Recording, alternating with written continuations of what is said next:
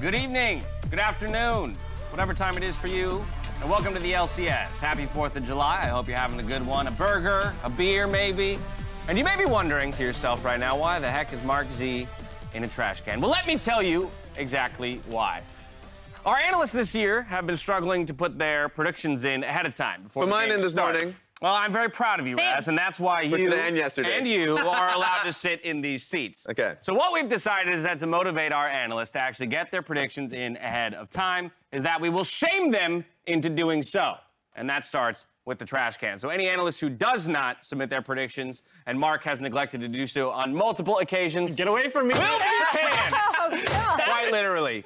So, Mark, do you vow to get your predictions in on time from here on out? I'll do my best. I don't know if this was enough of a motivator. That's all we can hope. We'll start chucking real garbage in there. I know. Banana peels. Ooh, we'd make it dirtier, nastier. That'll get Yeah. him. That'll get him motivated. How about that next level? I mean, it's rivalry week. I love that we had Hot Shot on the show to talk a little bit about that OG CLG versus TSM. Dude, I loved it. And even just like talking about him and Dyrus, right? Like, oh, in person, it's great. Like, I love talking about keep in touch with him, but like when we're in the game, it's like completely different. Yeah, It's a different beast entirely. looking to beat him down. Yeah, I mean, I think I remember that MSG series and like so fondly because it was an upset, which I don't even think people necessarily remember. Like it was shocking, right, that CLG won that. And then additionally, like that was just such a really cool moment that I thought it was pretty cool that Hotshot was just like, yeah, that was like my best moment in League of Legends history. I had quite literally the front rowiest of front row seats to that Wow. because I got to conduct the post game interview, and he stood next to me in tears, just utterly, struggling to hold it together. But it was amazing to me, radiating, that emotion off of him, to understand how long he had been working towards that moment and to have finally done it and to have overcome TSM in reaching that goal. That, of course, is going to bring us to today's games, though. We head into the final day of Rivalry Week. We've got 4 squads who are defending a 2-0 start to the week. That's pretty unusual. That's pretty nice. I mean, that's, the games, some teams are starting to feel consistent. And I'll go to one of them, Cloud9. I've been loving Cloud9. Okay. Like Cloud9 as a team, I've always had the faith that they'll come together. Was Ven back into the roster? And of course, like if you're talking about their mid-end jungle being inconsistent throughout the split, they gotta be consistent. It's the MVP spring jungler in Blabber, and Perks, who is just an international performer. So then, of course, being able to see their wins come through mid-end jungle, I thought, Perks had an insane Akali game starting off the week. It was just fun to be able to see that consistency from both of them. Yeah. And then speaking of jungle, Acadian There we is go. doing pretty well for Dignitas, who are surprisingly 2-0. I think it's pretty cool because previously when Dardoch left, we were like, okay, how is Acadian going to fill this void? And while you can cite him as another carry jungler, I think he's been a lot more involved in his lanes rather than the lanes doing things to get the jungler ahead as the primary carry. So it's been interesting to see Acadian's increased lane communication. I thought in the TSM game specifically with him going top and the way that he was kind of ahead of Spica on these plays, it was a really good showing from him. We talk about Dignitas C9 kind of finding form this week, Mark. There's also 100 Thieves who continues to stay in form. Yeah, and they're 2-0, but they were catching some flack for those wins because they both felt like they could have been a little bit faster in people's mind. In the TL victory, they basically aced them at Rift Herald, around 10 minutes into the game. Yep. And then Team Liquid found ways back in, which, people were kind of criticizing. And then even, their second game, which was also against FlyQuest, who was on this massive slide. People are like, you should be able to slaughter this team. They shouldn't be that good. I feel like, it's picking on 100 Thieves a little bit for not being absolutely dominant in every single one of their games, but they still have an insane win rate right now. They're on a huge streak, and they're not dropping games when other people around them, like TSM, are dropping games to Dig. I think it's also in part, that time when a team starts to separate themselves from the rest of the pack that we turn that even more critical eye towards them, right? Where it's no longer, right, as we should. It's no longer about just being a top 3 team. Now it's about, if this team is supposed to win the LCS, how do we expect them to do so? What kind of form do we look at them to be in? How you doing over there in that trash can? My butt hurts. Well, so now maybe you might get your predictions in on time, my friend. Oh, man. All right, you've served your time. You may exit the trash can. Thank you. You're welcome. You're welcome. Just make sure you recan it, relid. Oh, yeah. Be nice, respectful to the shame trash can. All right, with Mark properly shamed, And our headlines out of the way. Another one of those squads with a 2-0 record this weekend is Evil Geniuses. And as they get ready to take on Golden Guardians today, a couple players from the teams joined Emily for another edition of Lightning Round. Check it out. So you're stranded on a desert island with your team. Who's making it out alive and who's dying? I'm not sure. I think everyone's dying, actually. I can like see that who can survive. I think everyone is gamer, so. Everyone's a gamer, so they're all dying. Yeah, I think so. All right. Me too. All right, who's making that light? Not me. My diet's too terrible to actually survive. You don't have any like life skills that would come in handy? I mean, I do have life skills. I just think like, I don't know. I don't think I could survive based on the food. It's a hot dog or sandwich. I need to choose, right? Yeah. Hot dog or sandwich. It's up to time, you know? If morning, I like sandwich. In the late night, I like hot dog more. Okay. Sorry, I cannot choose. Is a hot dog a sandwich? Very controversial opinion. Honestly, I think it's fine. You know, I think I subscribe to the thought of it shouldn't matter to you like what other people consider it, right? Like, if someone else wants to think it's a sandwich, it's like, yeah, like that's fine. It doesn't really affect me. This is not a bridge I'm willing to die on. Like, That's fair. That's actually really fair. It's a very diplomatic answer. If you could play another esport professionally, what would it be? Well, I'm really bad at other games. I tried to play FPS game, but I realized my reaction time kind of bad, and I'm almost die. It's not fun. If I'm not good at game, I'm not getting fun, you know. So, but actually, Overwatch. I think Overwatch. I can be professional. I mean, it'd have to be Super Smash Bros. Melee. If this wasn't just esport, I might say chess, but it's definitely Melee if it's an esport. It's something like I probably want to do anyway.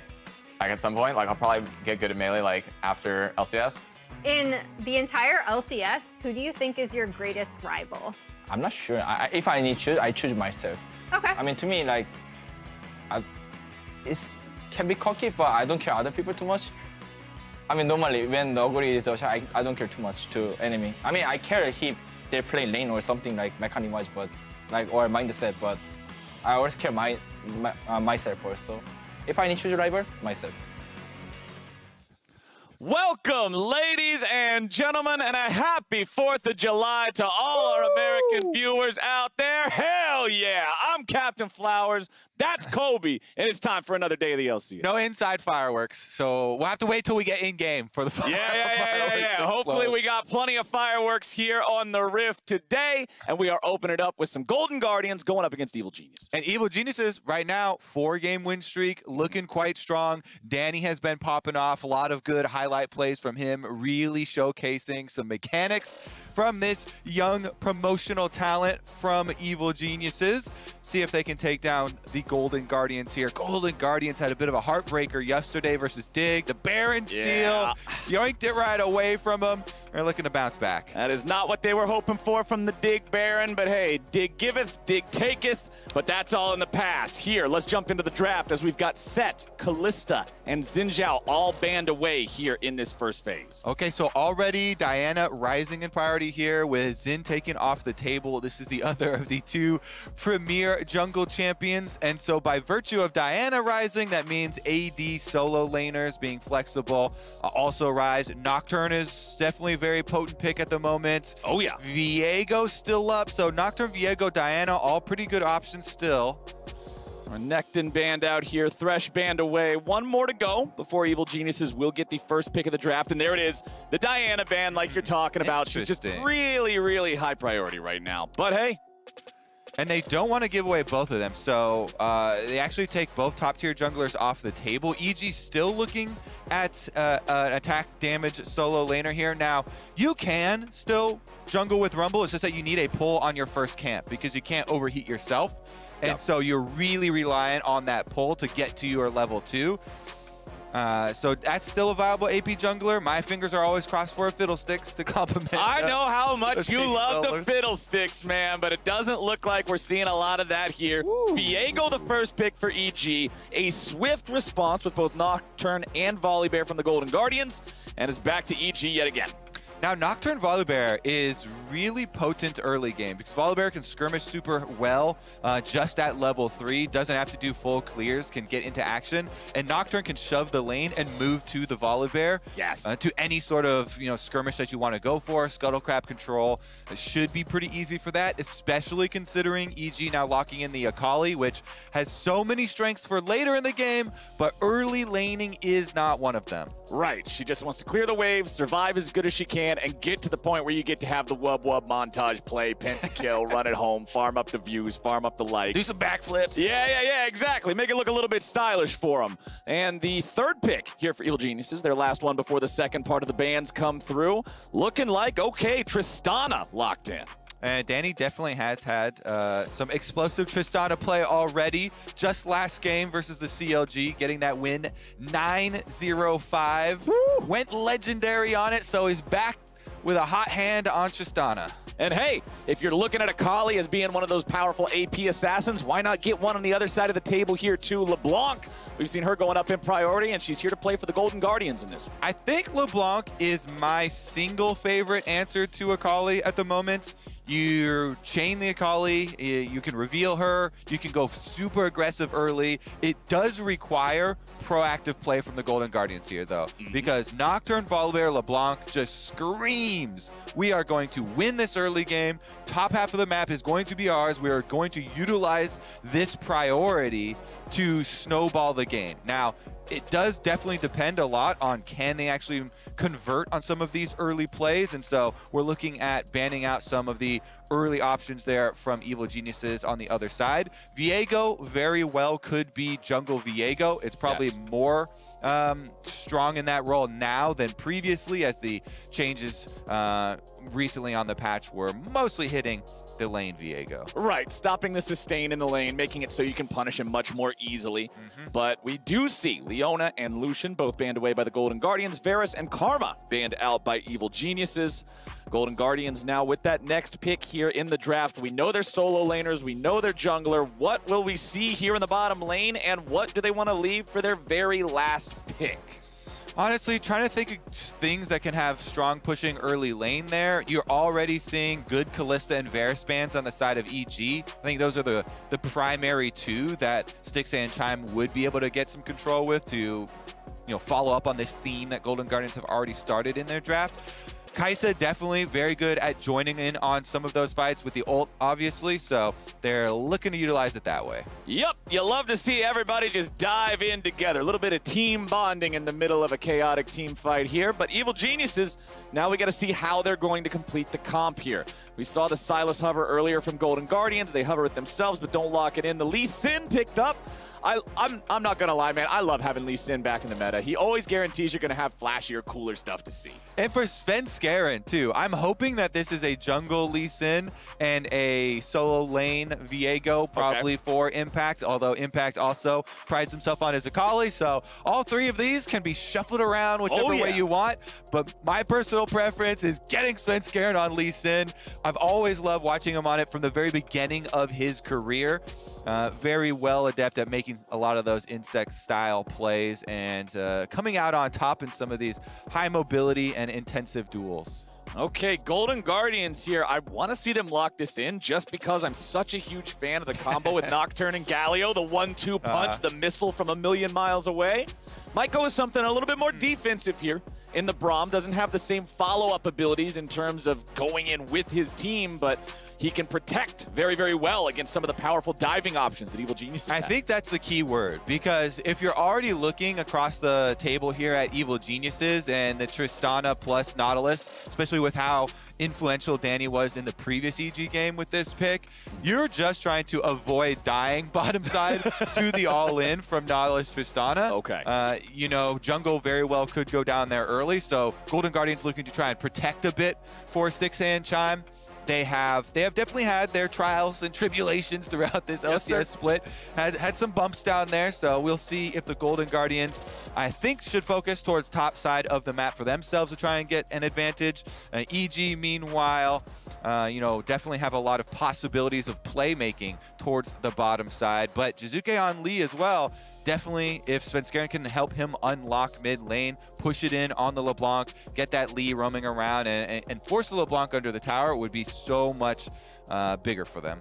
I mean, the thing that I really like about both these drafts, they just feel incredibly scrappy on both sides, right? When you look at all 10 of the champions, both sides in bottom lane can get something going on. Kai'Sa likes to be able to scrap when she has an ally who can apply the CC. When you got Plasma and Winter's Bite both stacking up like that, you can get some really snappy trades down there. Yeah. And man, I want to see a 3 versus 3 fight over that topside Scuttle Crab at level 3. That's what I want. I really hope we get some island like that. I hate to break it to you, but if I'm Evil Geniuses, that's a no deal. You give me that trade deal, that's a trade deal meme. No deal. I'm not accepting. I have Akali top, okay? Impact is going to be like level 3 Akali top. He is saying yellow ping spam on that Scuttle Crab. Please just go for the bottom one. Yeah, man, but PvP level 3, it rhymes. It's what the crab is for. I like it. Yeah. That's the whole point of the crabs. You have to fight each other for them. If you're not fighting for them, why are they even there? Yeah, honestly, just get some arenas on each side of the map. Yeah. One Now you're talking. Now we're on the same page. All right, let's go ahead. Doesn't look like we're going to get too much action here before the minions spawn. Generally, whenever everybody fans out like this, draws the line of scrimmage, there won't be a whole lot else to see until those minions start colliding here in the lanes. You can see that our junglers aren't heading into the same directions, though. Looks like we're going to see Svenskeren on that Viego. Sorry, he's not on the Lee this time around, but it will be Impact Akali, Jizuke there on the Lee Sin. But it looks like we're going to have opposite side starts here as both junglers are looking at their blue buffs. All right. Honestly, no surprise that Iconic is going to want to start on the bottom side of the map and head up there, as we talked about for Champ Select. This top half just looks great for Golden Guardians. And it's probably just going to be an exchange. By the same token, Impact is telling Svenskeren, you should probably start top 2, so you can just end bottom. Yeah, don't come up here. That top Scuttle Crab Flowers is trying to goad you into. just whack him out. Go ahead and mute Flowers. There's a whole nother Scuttle Crab on the other end of the map. You can just take that one. It's just as good as the top side one. Impact's like, yo, did you hear they buffed the bottom Scuttle Crab? Oh, it's actually worth 500 gold now. Man, I wish I was down there to get that crab. Man, if only somebody else is down there to take that Scuttle Crab for me. Because Akali versus Nocturne, guess which way that lane pushes. Yeah, I don't think it's going to take a whole lot of guesswork. We can see right on our screen here, Solo's just got control over that one. Nice and easy down here in bottom lane. You already talked about Danny's pop-off game yesterday, 9-0-5 on the Tristana. You know they want to be running that one back here again. Nice trade there from Solo onto Impact. Does take the extra turret shot, gets a little bit too close there for that final auto attack, but Impact is hurting a little bit up here. Yeah, I mean, that's kind of the game for Akali. You got to deal with the hurt. He's still holding on to his potion. Here's the mid lane. Ooh, flash for the flash, and there comes the follow-up. One more hit'll do it. First blood for a Blaze Olive and the Golden Guardian. Exactly what you want. Early action from a Volibear. And he actually clears full blue side first. Doesn't waste a lot of time waiting in the brush. Even though your E could be faster on Volibear there, you can cast it as you're going in to get the extra damage there. They still got the last auto from LeBlanc. They still get the kill, and the money goes in the right place. Plus, Iconic doesn't give up any of his top side jungle to do that. Right. So very, very efficient by clearing out your bottom side, then ganking mid up towards top. Allows him to get that top scuttle. That's all according to plan. Plus, still have his red side to go right back to. And they know that there's not going to be a contest towards this Scuttle Crab from their opponents. I mean, Impact is getting proxy farmed at this point by Solo, who's just very, very confident in his position. They already submitted their response to the trade deal. Yep, the deal is closed. The day has ended. Their jungler is on the other side of the map right now, but might be looking to maybe make something happen here in the mid lane. If nothing else, just get this shoved in, allow his own laner to go back. Oh. Meanwhile, here in bottom, we got Ignar going in yet again, and Chime is just feeling the pain in this bottom lane. Yeah, play defense. That's the name of the game there for bottom side of the map for Golden Guardians. Guess what? Defense is pretty hard, Flowers, 2v4. Yeah, when you're outnumbered like this, it's not the easiest task in the world, my friend. Chime is going to die first with Svenskeren grabbing the kill on that one. Ignar wants to get away, but now Danny's got to be jumping out too.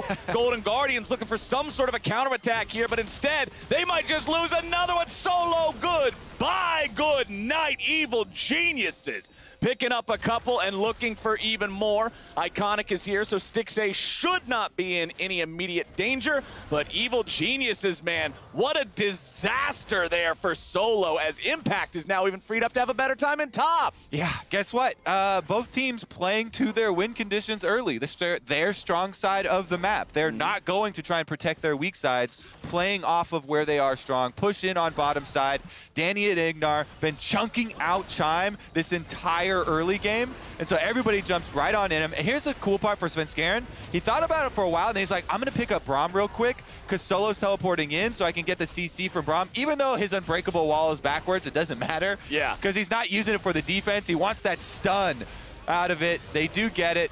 And are able to shove Danny off of the turret as well, resulting in a turret plate acquired.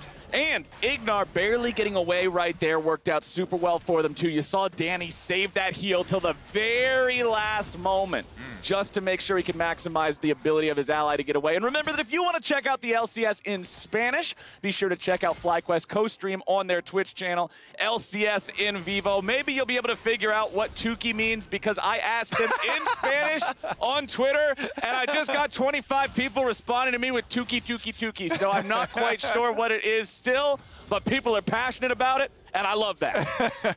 Passion always wins, baby. You know what the other biggest part about that bottom side play is how great it was for Impact. Guess what? Solo teleported away and died down there on the bottom side, had to walk back. So Impact is just eating up on top side, collecting all these minions. Got a double buffed up wave right in front of him. As Akali, that is your most happy moment. Man. You're just waiting with open arms. Well, let's see if the Golden Guardians can make a play happen underneath the mid lane turret here. Nope, they're just going to back away. You saw Solo rotate down here to see if there was anything to do. If the wave is still in such a bad spot top for Solo, Impact now has him beat by 2 waves. He now has level 6 compared to level 5. That teleport bottom just completely ruined everything up here on the other side of the map for Solo. Certainly did, and now level 6 Akali starting to look for possible ultimate plays up there, and you can tell Solo given the respect. So even without any jungle attention or anything, they actually even see the invade on bottom side, so they know Svenskeren is bottom. Looking for the collapse. They're going in. Chime's decided to start it off here. Svenskeren's going to be focused down very rapidly. A Blaze Olive getting the kill, and Chime getting away. Ignite keeps on ticking, but it will not be enough. It is 1 tick too short, and the Golden Guardians get the punish. Really good collapse there from Golden Guardians, trying to punish that counter jungle from Svenskeren. Taking down the Viego because they know no flash from the last tower dive on bottom, and even with the ultimate, not able to gain enough distance. Trying barely not burn it down as well. Calculated there. The aggressive flash forward from him to be able to ensure that they actually get the kill on a Svenskeren and lock him down. And you can see here a Blaze Olive with those 2 kills is now the highest EXP in the game. Impact right behind him, right ahead of him now, as I say it. So those 2 lead the charge in terms of the levels. As you can see in the minion waves right now, both of them just pushed in too. So Impact slightly ahead, but this again is the result of the bottom play, which is so beneficial when your lane opponent for top lane goes and dies down there, and you've got the wave in a really nice spot, returning to it, pushing towards you, just so incredibly nice. Now, Impact has not been able to recall and buy any offensive power, no extra ability power. Thank you, Observers, for showing us how the flash was blown from Stixxay. He is level 6 now, so it does have the Ultra Rely on, but no flash for him is definitely going to mean another vulnerability. Ooh, Jizuke jumping in here for some swift trading and a nice kick. A Blaze Olive has to try to get away now with the flash over the wall there to stay alive, but Jizuke always looking for the plays. Yeah, and that's while the Rift Herald is taken, actually. So Golden Guardians, see if they get out with it. Looks like they should. Impact trying to get as much time here as he can. Wants to continue the chase here, going after Iconic. But with the ulti, the bear will stay alive. Impact will not be able to secure a kill there, so just R2 back over the wall to get back in position for lane. Yeah, there's no way Svenskeren is going to follow that. Doesn't want to like blind ult over the wall or anything. Nobody low enough, so just takes the Scuttle Crab, and it is a little bit of thievery there from Golden Guardians. The distraction mid from a Blaze Olive buys them enough time to finish up on that early Rift Herald, and they've got plenty of time to use it to cash in on turret plates. Oh, absolutely. But right now, we got Evil Geniuses looking for a move here in the top lane. Spell Shield from Solo to guarantee that he will not be hit by the Shuriken toss, so Evil Geniuses can't close the gap, and Golden Guardians are just fine. But down here in the bottom lane, it might not be so. Chime throwing up the shield, disengaging here yet again. I feel like every time our camera's panning down to the bottom lane, it's always Ignar going fishing, and he always is hitting them. Yeah, Chime is an easy fish to catch, I guess. He's trying to, though. You know, Braum, big part of the pick is, especially into these melee matchups, which are where you want to pick Braum. When they go for you, jump in, put up the Unbreakable. You're trying to block all damage to your AD carry, and then you get your you get your return damage by applying your passive with your Q and your punches to the enemy melee support, and hopefully your AD carry can help you proc that stun and get your return damage out. It's just that Ignar and Danny have been so much better at the initiations. They're getting big chunks in health and big leads in health. And remember, the flash was blown by a good hook there from Ignar that caused this kind of vulnerability for Golden Guardians on the bottom side to open up while there is a dragon available. And the teleport from Solo is off cooldown already, so Golden Guardians will have a slight discrepancy in timer.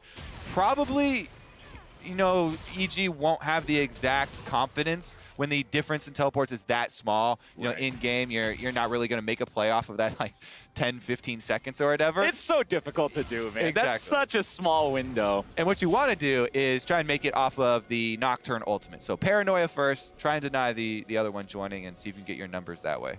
We got plenty of bodies hanging around here in the mid lane, seeing if maybe there's something to be fought over. This bottom part of the river could see some blood very soon, my friend. The Drake is still up. Hasn't even been attempted by either side here 11 minutes in. Yeah. Golden Guardians putting more manpower into the river means they're going to get the priority, clear out some of the wards here and now. Jizuke is down below half HP, so if Evil Geniuses try to answer anything Golden Guardians are doing, it could be rough. I think Golden Guardians, they're a lot more early game oriented with their setup, so they definitely want to make a bottom side play to try and start snowballing some dragons.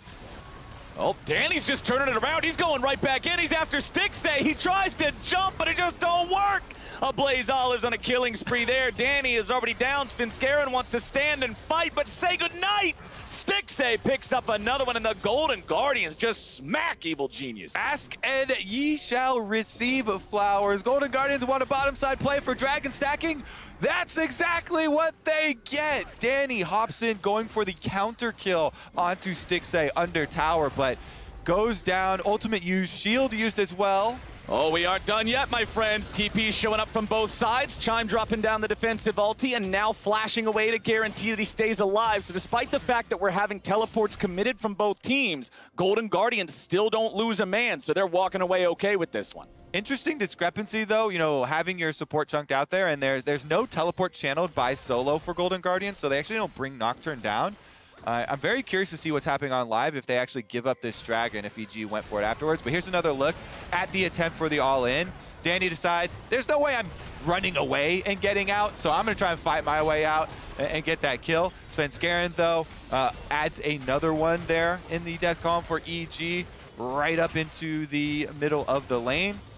And Golden Guardians, let's see. In the aftermath, nobody... No, he's still sleeping. That dragon's having the best game of his life. Nobody bothers him. Nobody tries to beat him up. He just gets to take a nap. There's a lot of noise going on outside. Maybe this dragon lives by the freeway, you know? Oh, yeah. He just needs to get a nap, man. There's all kinds of commotion. What the heck going on down there on bottom lane 101? But they actually pull fireworks launching off. Yes, the 4th of July. Even in LA, starts on July 3rd as well. Everyone's just popping off. It started like on June 30th, man. People have been shooting these things off. Honestly, though, with the lane swap here for Golden Guardians, sending Stixay and Chime mid to try and handle the wave push, it does look like EG will have first move on that dragon. Wake up! Okay, Svenskaren's jumping into the dragon pit as Jizuke takes some damage from Solo, but it's not like he's afraid of dying all the way here, so he'll get that wave shoved up. No contest here for the dragon, and Evil Geniuses pick up first Drake of the game just shy of 14 minutes. That is a late one.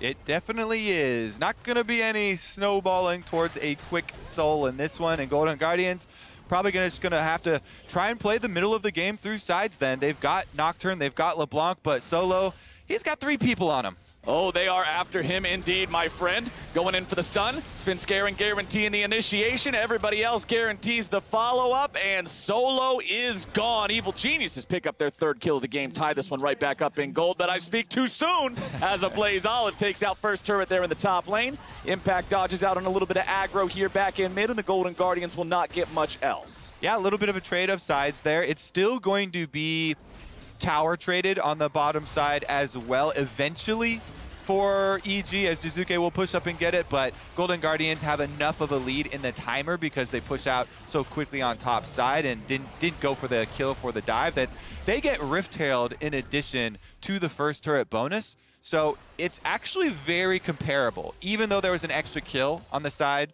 of EG, they did get the dive onto Solo and they get that extra money.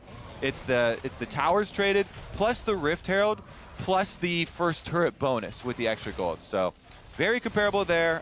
They still will be able to use Rift Herald number 2. Remember, there's a lot more value in Rift Herald number 2 than there was previously on the patch because more money added to those secondary turrets. Right. And definitely can help you accelerate this game. Try and make use of opening up this map so you can really make that Nocturne LeBlanc play where you're trying to pick somebody off very quickly and kind of dissect this EG team while they are away from each other. Or that second Rift Herald has such a powerful charge, they could also use it to charge down Tier 1 and open up mid if they would rather have the extra map control compared to the bonus gold of the Tier 2 in the top lane or something similar. It's up to them to decide what they want to do. Still have about 3 minutes on that Herald Eye to decide where that's going to go. Of course, 3 minutes is also the timer on our Drakes. Second one of the game will be a Cloud here.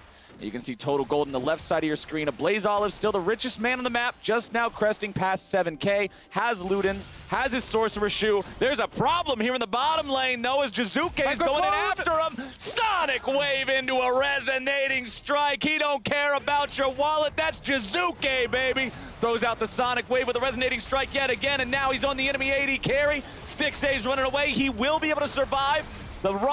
The Buster Shot, excuse me, not the rocket jump. Chime's about to be jumped on now next. Iconic's gonna be the next one to fall. Stixay's the only man still walking away from it. Evil Geniuses take everybody. Is that a rocket in your pocket or is that 3 kills for Evil Geniuses?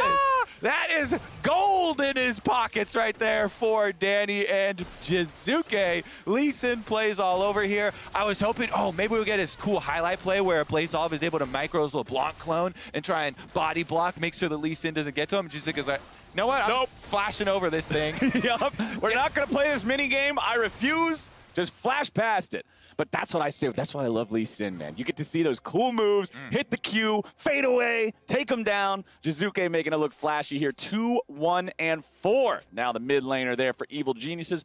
100% kill participation. You love to see it. You definitely do. And EG, again, they've got really good endgame options for this. So sitting in the brush pays off for Jizuke. He's definitely one of the players that likes to go for those looks even more. Man, that was with the flash as well. So just completely dominated right there. You get to type mid-diff after that one. Oh, 100%. Lee Sin waiting in the brush for the LeBlanc. Gets the surprise on him. Actually nails the kills too. He forced the flash out of Stixay as well with the secondary Q there. And guess what? Akali's into the mid game. Rank 2 on the ultimate. Impact is so happy here. Maybe easy escape. Yeah, we are past the part of the game where it is fun to play against Akali. It is now Akali's turn to have fun, and we will see. Now again! We will see how much more fun he is able to have here. 30 seconds might show us a team fight with that Drake spawning, or Golden Guardians could just let that one go. They are down about 2,000 gold right now. It's not really that big of a risk since that first Drake was so late. It's not like their opponents are closing in on the Soul soon.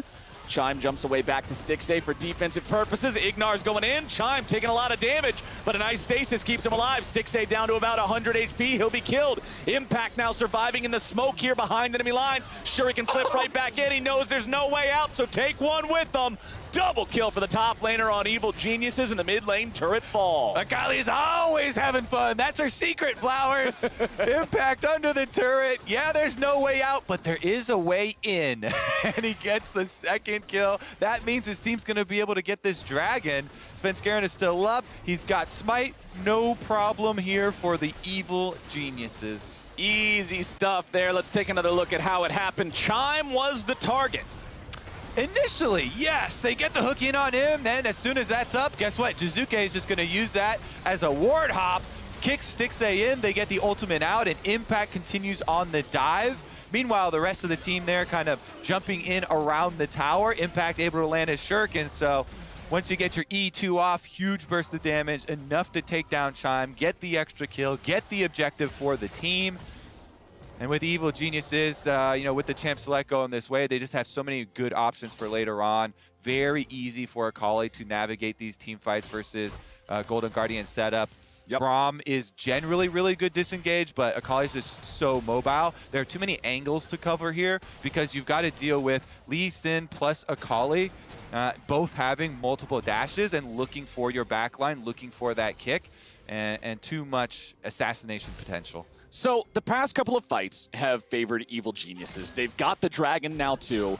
What do you want to see from Golden Guardians in particular to make sure that they can sort of stop this momentum, staunch this bleeding a bit, and keep this game close? Well, they got to use Fog of War to their advantage, and they're also the team with Nocturne. So buying a bunch of control wards, trying to set up a pocket of Fog of War. A Blaze Olive's ideal scenario is him in a brush.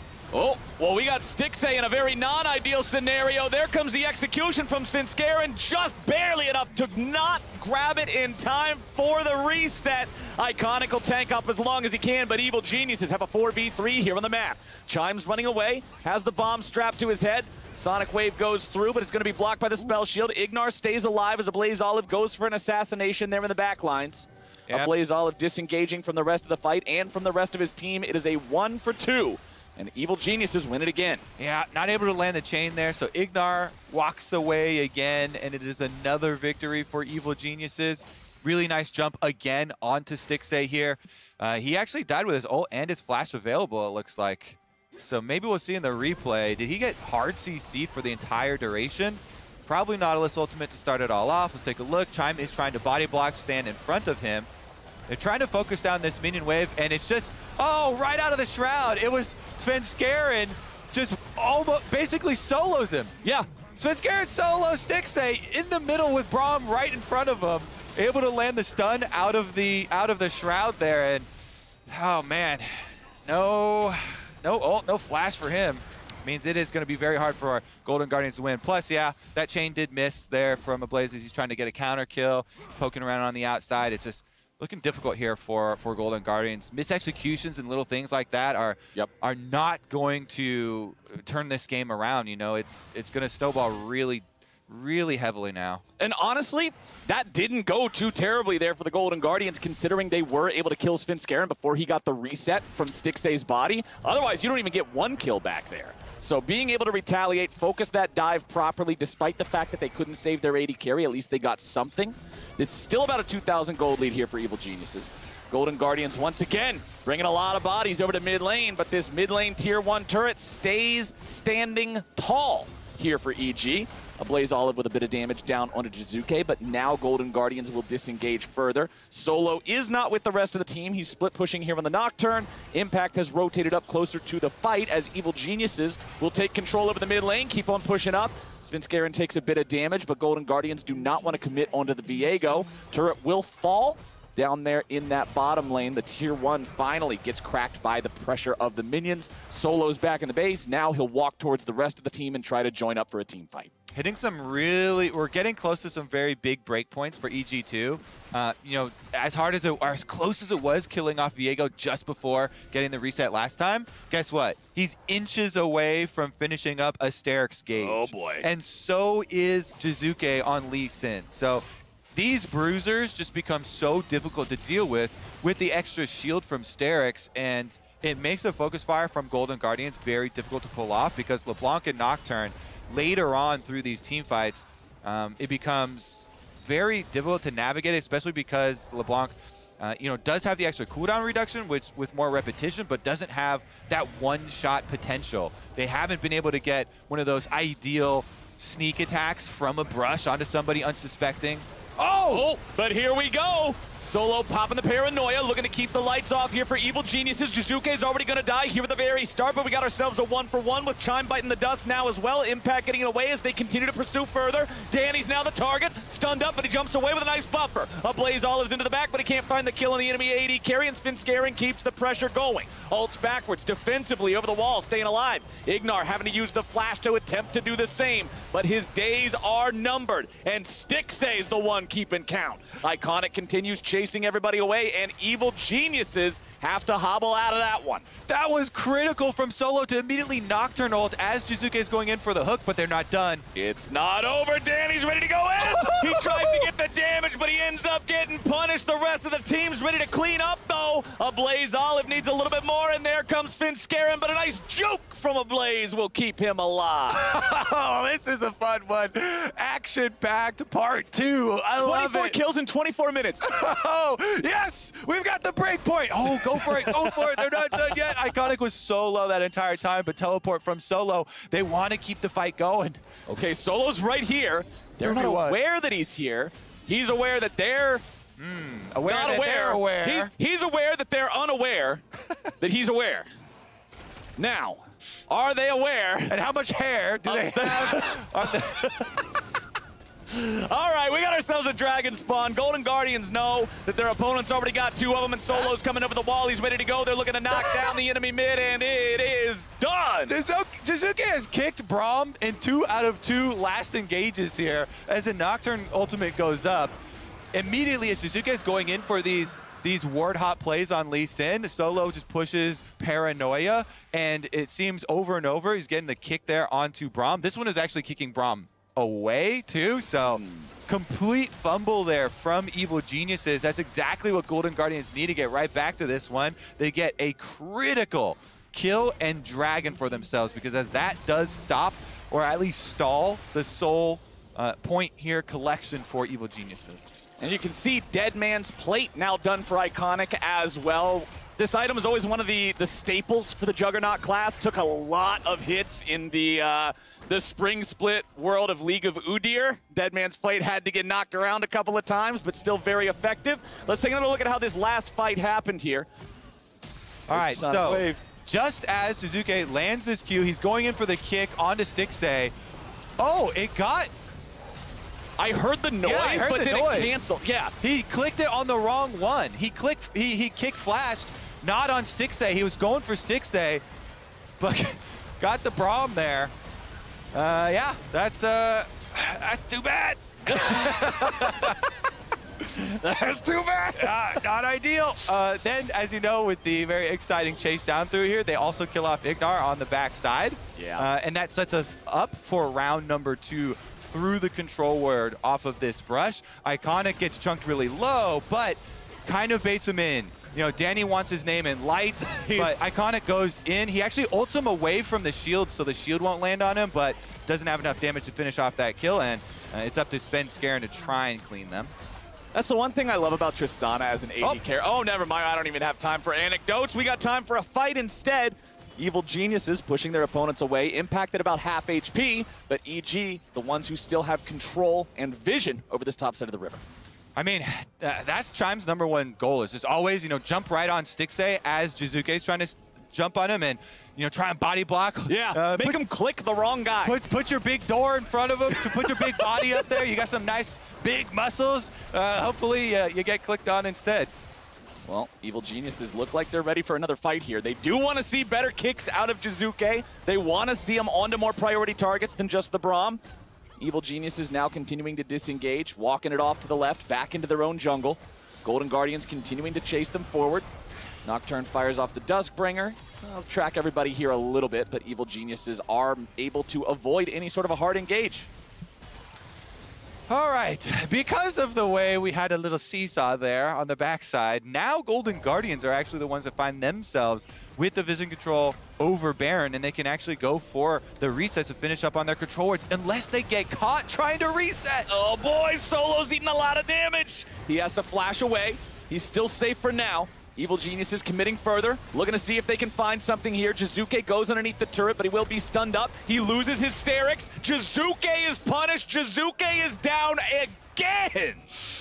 Oh, that Lee Sin. That Lee Sin will bite you sometimes. Golden Guardians strike back. Stixxay, no hesitation on the killer instinct. And it is just that for Jizuke. Goes down. Did he have that flash available at the time? I don't know if the cooldown just came up as well, but good follow there from the Golden Guardians. And again, that was on an attempted punish. The teleport was used from Impact's Akali there, so another possible side lane now won't have the extra mobility to join. When you do have the Baron plus Dragon coming up in 1 minute and 15 seconds, you get that duality of neutral objectives, and Golden Guardians can actually try and use this to their advantage, pulling across Evil Geniuses. Then maybe we get that big paranoia play where it is the Golden Guardians pick they want to try and win this game. You've got LeBlanc lurking around. Yeah. There's plenty of follow-up. Nocturne and Kai'Sa can both follow up from a very long distance. And Kai'Sa, critically now, with Infinity Edge as that third item completed, the damage is incredible, and you can see a Blaze Olive is nothing to scoff at there. Svenskeren immediately losing the Guardian Angel before a fight over the Drake is huge. The whole thing is a LeBlanc and a brush. That's the game plan right now for Golden Guardians. 16, a Blaze Olive here. He's got triple item power spike, 8 stacks on the Dark Seal, I believe. Pretty far away, small font, but yeah, I'm gonna go with that. And you basically just look for these picks, these chunks onto the opponent team as they're fishing around for vision. And that game plan gets way easier when there are more neutral objectives up. So Dragon arriving to the Rift, beneficial to them, and EG probably just don't want to waste anybody's health or any risk here going for this attempted Dragon number 2. And I like that call. If you don't want to fight for it, there's no point in having a couple people hover around the area, think about maybe, whatever. Instead, they're getting the side lanes pushed out. They're having people grouped up in the top part of the river, getting control over the Baron pit there with vision, sweeping out some of that of their opponents. Golden Guardians now grouped up as 5, ready to go here in the mid lane, and they are jumping on Jizuke. He gets away with a nice disengage, and now the Golden Guardians got to be careful. They've lost 2/3 of the HP on Iconic, so it's time to walk it off.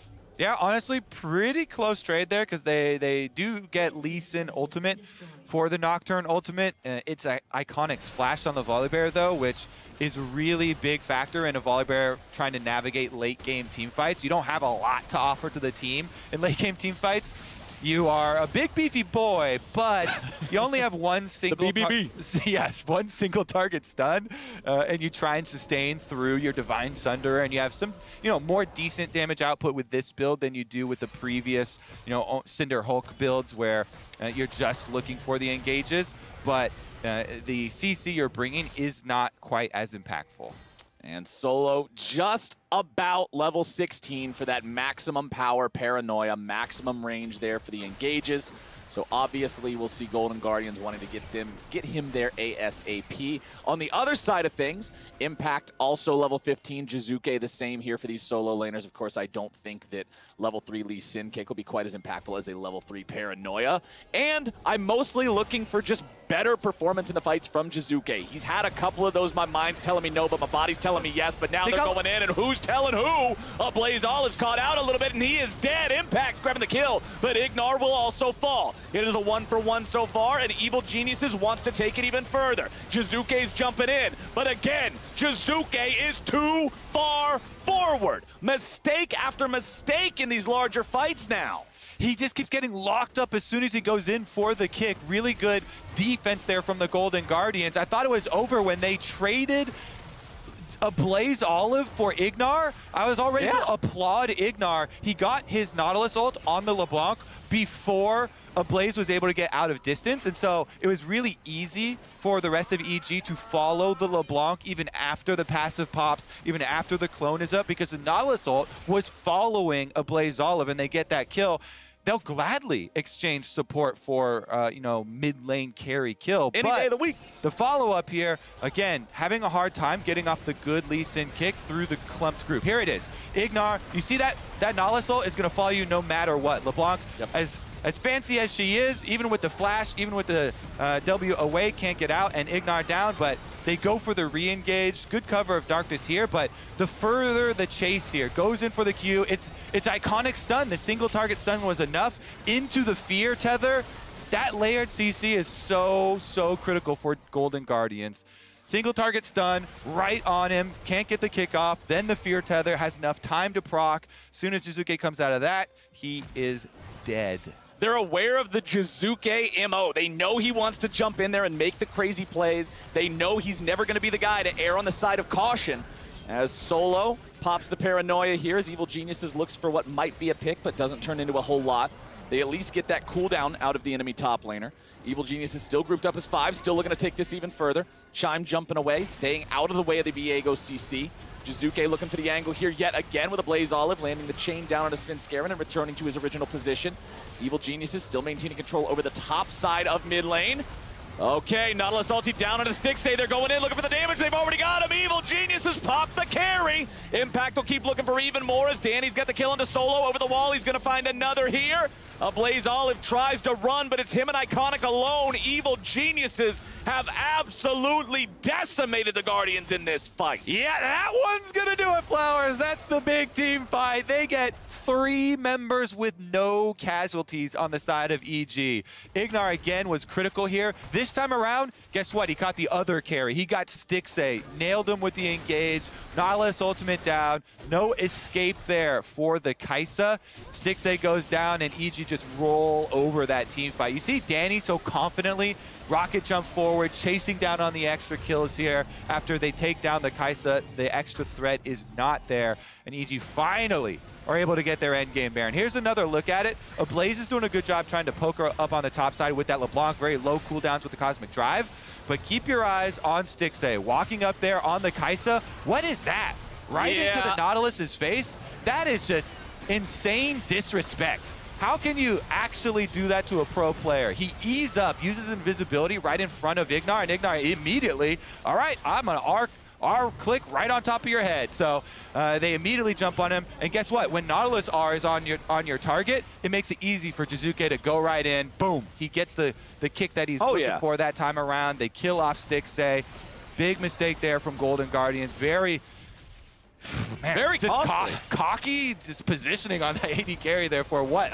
Some Q damage and auto? I mean, you could see that he wanted to try to attack Danny. He wanted to come in with his supercharger ready to go, but with Nautilus right next to him, it's never going to be the play.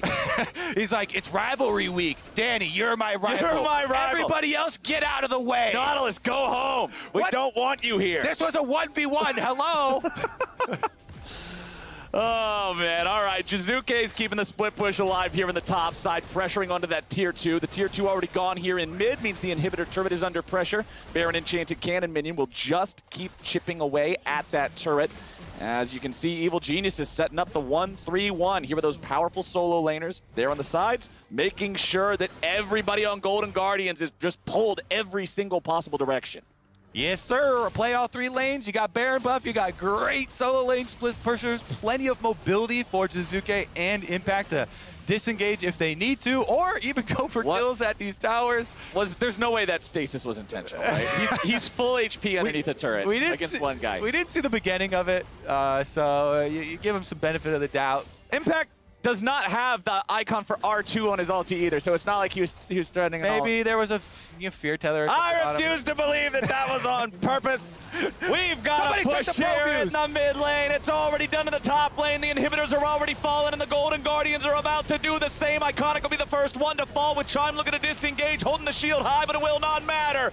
The Golden Guardians will just be deleted here, trying to defend their base. There's nobody left to do anything about it. Ignar's gone fishing yet again. Reel him in, baby. It's the 4th of July. Have a great old time while you're doing it. Evil Geniuses take the win.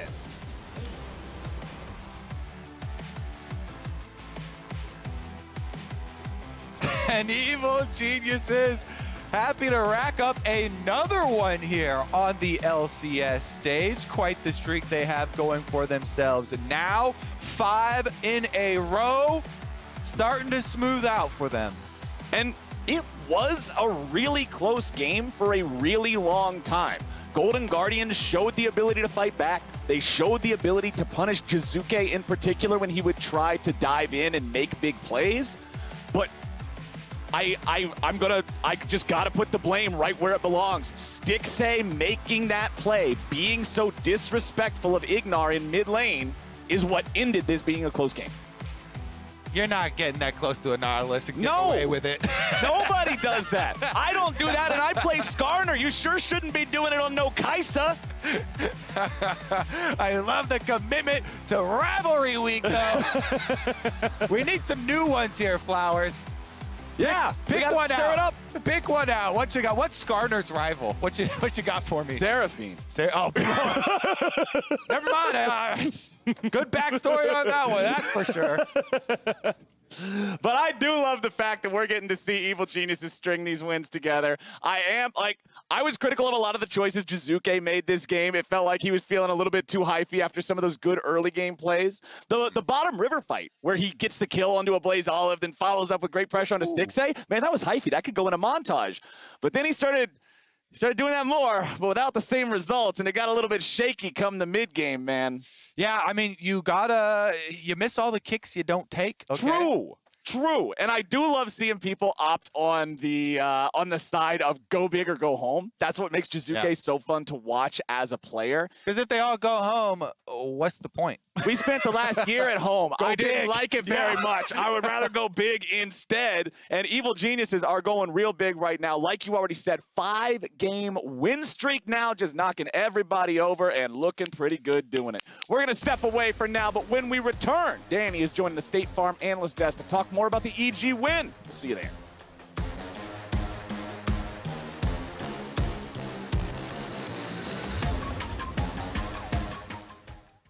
It all comes down to this one last dragon fight to call the whole game. Boom! Look at the damage on the wombo combo. All 5 enemy players down. GG!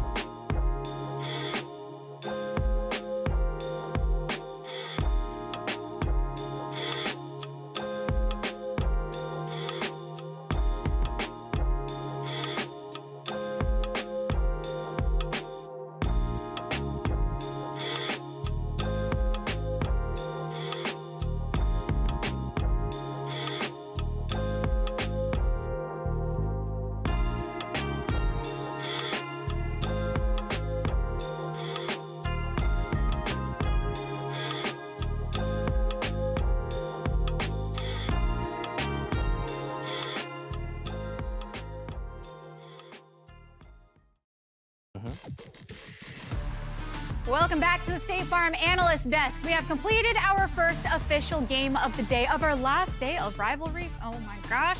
But we got Danny after this EG victory. 5-game win streak for you and the squad. How's it feeling? I'm feeling really good, actually. I would have never thought that our 3-0 week would come like as soon as it did. I mean, we could have got it earlier, but now that we finally have it, feeling really good, actually. See, you're surprised it came so early. Does that mean scrims aren't going great? And you're like, Oh, whoa, no. where did this 3-0 come from? Actually, I think scrims were going pretty well, actually.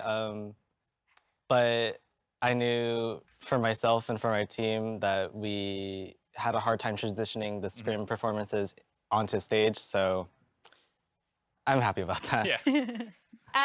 Since it's your first season, that's something that like a lot of people, even veterans, say is a difficult thing to do, is like transfer. Especially everyone always says like, oh, people are so aggressive in scrims, and then they get on stage and it's not the same. One of the things I know Sven Skaren said about your team is that or I believe it was Contracts, is that, or both of them, said that you guys sometimes need someone to like hold you back because you are all going in. Do you think you maintain that from scrims to stage, or is it different? For me personally, I think I do that pretty well.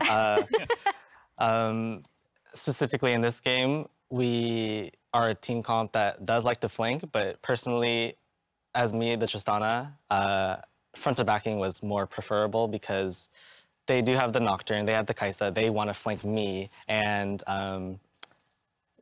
I'd rather have my teammates peeling me than them going in and diving Kai'Sa. Yeah, because that seemed like something that became a bit of an issue in some of the mid-game team fights, was like the initial engage would kind of faceplant into a Braum or something, and I can see why, you know, the kite back seemed to work better. In the actual laning phase, though, the Braum itself seemed like it struggled into Nautilus. Is Braum, do you think, just weak right now, or was it specifically how you guys were playing it? I think it was how we were playing it. As long as we don't initiate first, we have control of the wave, we have prio, we can easily hit the turret on stacked waves, we have control. So I think as long as we don't go onto them, which is what Braum is really strong at, I think we're fine. Another pick I was surprised that did get through the draft was the Nocturne, only because it's been pick ban in LEC, it got through once and won. It's been known as a strong pick on this patch, but it's lost all 3 times now in North America. So what was behind giving up that pick? Did you guys just think you'd be able to deal with it well?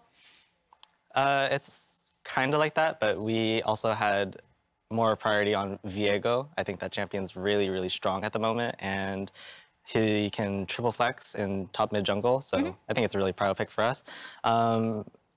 We do prio Nocturne too, I think, but I think we have a lot of ways with dealing the Nocturne, so I think it was okay. All right. And as we take a look at some of the highlight moments from this game, kind of putting your mindset back in the beginning, tell me, how did you feel about initially how the laning phase and beyond was going for you? This is the first start with production. Doing him dirty. Yeah, I know. The first 10 minutes, I think, was pretty smooth. I was up like 15-20 CS against the Kai'Sa. I got 3 plates. It was going really smooth. And then that one time where I did try to go for the 1v1 when they were all there, I think it was out of desperation. I don't think I had to do it, but I just wanted to try, see how strong I was, see if I could do it. But that's one thing that we heard from Jizuke, for instance, kind of leaning into that, right? Trying to go for the plays. Is that something that you as a player are trying to internalize to make a proactive something happen on the map for yourself? For sure. I like to do like fundamentals first, like get the priority, get the wave, transfer our pressure with our team, and then make the play, because that's probably the best way to do it. And I really like that style of just mid-game macro, where we just get the mid-wave, push our sides, and then look into the jungle for camps and wards and stuff. And then in the team fights that started breaking out, we kind of talked about you had some team struggles in the mid game, and then you started winning them again after that initial kind of like hiccup.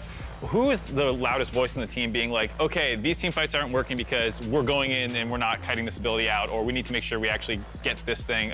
Who is like the most vocal person about changing the game plan as the fights are breaking out? There's 2 different people. I think one of them's me. As I'm saying in the team fight, I want to peel back and kite, play slower, because I'm the Tristana, I'm the AD carry. I want to play front to back, hit the tanks first. And it's also like Impact and Jizuke. They want to dive and flank from different positions. So once they realized that flanking and diving back was not working, they realized and then said after that Danny's right, we should probably front to back. I love hearing about the fact that you are one of the more vocal members, because we've heard from multiple teammates as well that you don't feel like somebody that's just coming into the LCS. You feel like somebody that has a voice already. Obviously, you only have your own experience as your context, but is that something that you notice yourself and your level of confidence compared to other people when they're coming to the stage for the first time?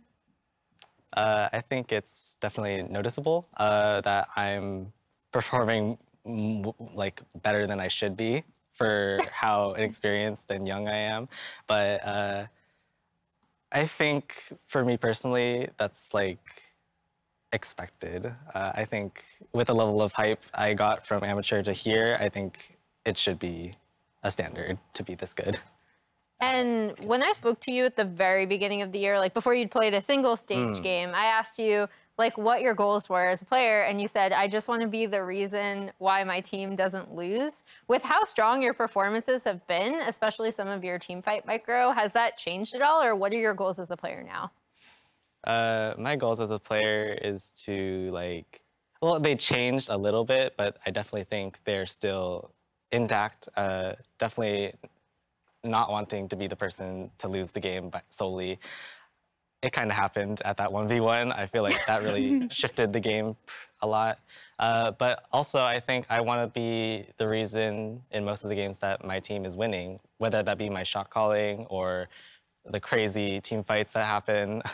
I think I want to be the team, or I want to be the person that makes those plays happen. You mentioned the 1v1. You also had a pretty sick one on Friday against the Varus when you flashed his ultimate and got your own off. Yeah. Did you like afterwards go back and rewatch that and see Reddit's reaction? Like as a young player, seeing the amount of hype you're getting, is that like your first big like, oh, everyone's gonna have this like insane replay that they're gonna cite for me from now? Like, what was your reaction to that? It's definitely a big hit of dopamine rush to like see that people are like, oh wow, this guy like totally wrecked that guy.